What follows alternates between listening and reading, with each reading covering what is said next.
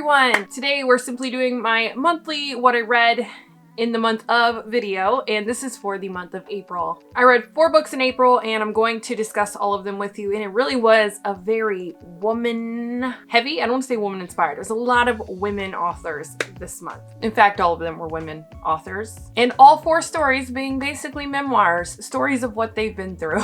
So let's go ahead and talk about these books. Okay, first and foremost, I always say this, you won't see me hold a physical book because I do a lot of electronic books. I do Kindle and I try to read or listen to one Audible at a time. All right, book number 1, 5 out of 5 stars, guys. It was called Dying to Be a Good Mother. I thoroughly enjoyed this book. It was by Heather Chauvin, something like that. It'll be linked down below. All these books will be linked down below if you want to check them out. This book was so good. So good. First of all, I've not been through her struggle, and I'll explain that here in a minute, but there were still so many aspects of her book that were so relatable and inspiring, and it really was just one of those books that pushed me and motivated me more. So this book, Dying to Be a Good Mother, is about a woman who was doing life and dealing with her own baggage and growing as a person and, you know, all the things that we're all doing. And then one day she gets hit with some big news. She had cancer. The crazy part was, by the time she found out she had cancer, it was so far gone because she neglected herself to the point that she just never went to a doctor to figure out what was going on, even though there were very obvious signs that something was wrong, including looking like she was 9 months pregnant when she wasn't. It's just a book where she shares her story of just putting herself last and not taking care of herself while she does everything else. And then the story progresses from there to really embracing herself as an individual and beginning to live life in a way that takes care of her and puts her first in all the healthy ways. She talks about how she develops her business, her own personal self-development that was happening, all the thoughts going on in her head. This is a very good book, guys. I think every single mama should read this, possibly even dads. It was really good. But if you are a mother, pick this book up. It is very motivating, very inspiring, and a beautiful story. A sad story too. I always hate to say beautiful when someone's going through something like cancer, but this is a beautiful story, and she just really grows and becomes the woman she is meant to be. Go get this book, 5 out of 5 stars, hands down.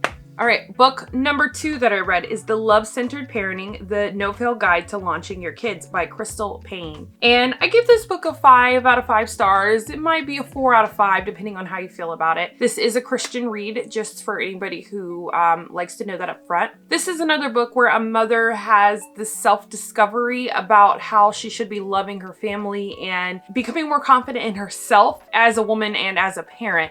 And it starts with, literally the first line of the book is, "My child is suicidal." So, trigger warning, I guess. There are 2 books that show trigger warnings. This is one of them. So it doesn't go too deep into it, but considering the topic, I will say trigger warning. But it's this mom who realizes that she's parenting all wrong and that she's parenting in a way that makes her look good to society, but it's not doing anything for her family. And so it's this story of her processing how she should love her kids and embrace her kids and bring up her children in a love-centered way instead of trying to save face for public, basically. It is an interesting story too because she goes a lot over the downfall of her pride, and she kind of had a big-headedness about herself at a young age, and she shares that in the book. And the book is just showing how she had enough life experience that it humbled her pride and her, I don't know what term to use, but basically she thought she was a know-it-all, and she kind of jokes about it in the book, and life has a way of kind of punching her around. You know, life does that. It beats us up until we kind of are humbled by it. And basically that's what goes on in this book. So I didn't find anything too profound in the book, to be honest, and that's why I'd say it's probably 4 out of 5, but I gave it a 5 out of 5 because I love when people can give you information while having a strong storytelling. And I feel like this book did that. You learn a lot about her life, her children's life, while also keeping their privacy, which I respect highly. Yeah, it was just a really good read. So if you feel like you're struggling in the parenting realm, which we all are, let's be real, this could be a great book for you. I found it refreshing, even though it was nothing profound. It's all stuff that if you spent time just really thinking about love and the characteristics of love, these are probably things you would come up with in your parenting. That being said, I still think it's a wonderful book. And if you're struggling, I'm telling you, if you're struggling, go ahead and read this book. I think you will like it. Okay, this next book, I don't know if this book or The Dying to Be a Good Mother was my favorite read of the month. They both were phenomenal, but two totally different stories. So both are about women becoming who they are, which is ironic because the book is called Becoming. So the next book is by Michelle Obama and it's called Becoming. This is her autobiography and I thoroughly enjoyed it. Politics aside, I don't care who you voted for or what your views are. This is a book everybody should read. I have this desire to read a book about every single president and every single first lady, and I wanted to do it in order, but this book really just grabbed my attention, even though it's been out for like, what, a year now? It grabbed my attention. I was like, no, I want to read it now. So I read this book and my goodness, I loved it. It was a phenomenal book. And it goes all the way from Michelle's childhood up until the recent years when being in the White House was over. So it basically runs through that period of her life. I would love if like way down the road she writes a second book about the rest of her life after presidency. Getting to know Michelle as a child was hilarious because everything that she says I would expect. Like if someone sat down and told you stories about her life, you would laugh and be like, that sounds exactly like her. She was a very stubborn and straightforward child, and the stories of how that shined in her personality were great. I've seen a lot of similarities. Now, she is one bad woman, okay? Like I said, politics aside, I don't care what your views are on the Obamas or Michelle specifically. That woman is a beast, okay? And I mean that in the most flattering way. She's such a driven woman with so many talents and skills, and she's a woman who keeps her head high, if that makes sense. I can't really place the word on it right now because it's 2 a.m. when I'm filming. Well, 3 now. 3 something. I just absolutely admire the strength of Michelle Obama, and this book just validified everything that I assumed about her in a positive way. I feel like I'm just rambling about her at this point, but yes, get the book. You will not regret reading this book. Do it on Audible. Her reading her book was just so good. It is quite a thick book too. I feel like it would have taken longer to read because, you know, kids, I have kids. So it would have taken a lot longer to read compared to putting on Audible and I would just listen to it while I was cleaning or getting ready for the day or whatever. Very good book, 5 out of 5 stars. One of the best of the year. All right, and the very last book I read is called Knockout by Mia Kang. This one, very big trigger warning if you have any issues with eating disorder and you need to click out of this video.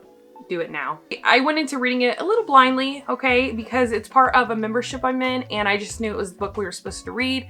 So I just bought it and didn't really read the like summary of it or anything. I just bought it and started reading it. She was in Asia and she was part of the Asian modeling world. But before she even got in the modeling world, she talks all the way about being at a young age and being overweight even as a child and her relationship with food and loving food. And so from a young age, she had not exactly the best relationship with food, which is obvious considering you're dealing with an eating disorder throughout this book. So as a child, she would definitely overeat and she would spend basically any free moment she had going to get junk food to eat. And so she walks through a lot of her childhood and the feelings that were brought on and her issues in society and things kids would say, all of that kind of stuff based around her weight. And then as she gets older, she develops an eating disorder by, I think, like the preteen age. She has this eating disorder. She is, at this point, not eating at meals very often at all, dropping weight like crazy.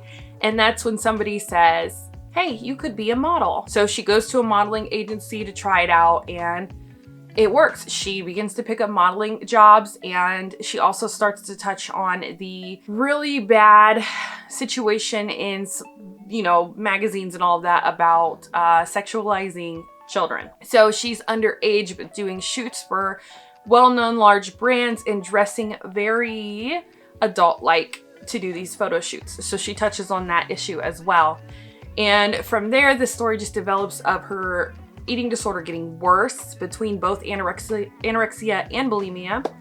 And also as time goes on, she starts to have more addictions to things like laxatives and diuretic pills. And from there, it even goes into drug use. So as she grows, by the time she's like 18, 19. She's already on some hardcore drugs. Yeah, it's just this book of her trying to survive mentally between all of these addiction battles that she has and trying to find her way in the modeling world. And you follow her all the way into her late 20s, where she finally finds a healthy habit, which is Muay Thai, is that how you say it? Muay Thai, which is a full contact martial arts sport. And with the relationships that she builds in this martial arts community, they help her to gain a healthy relationship with food and her body. And you follow this beautiful story of her becoming herself, this woman going through all these horrible things and battling all these addictions and what society tells her she should be. And finally, at the end, embracing who she is as a healthy human being and refusing to continue the eating disorders and the drug addictions in order to fit a mold for the agency, for the modeling world. I gave Knockout a 4 out of 5 stars, only because I don't think Amia Kang is a strong storyteller.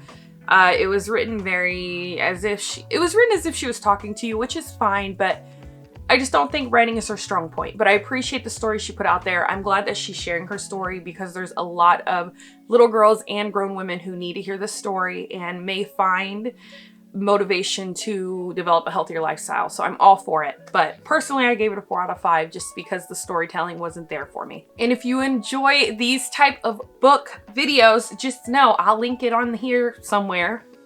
Make sure you check out this video. And if you are also a homeschooling mom, make sure you check out my other videos as well. And as you can see, there's a suggested video here to go check out. So I'll see you over there in that video. Have a wonderful day.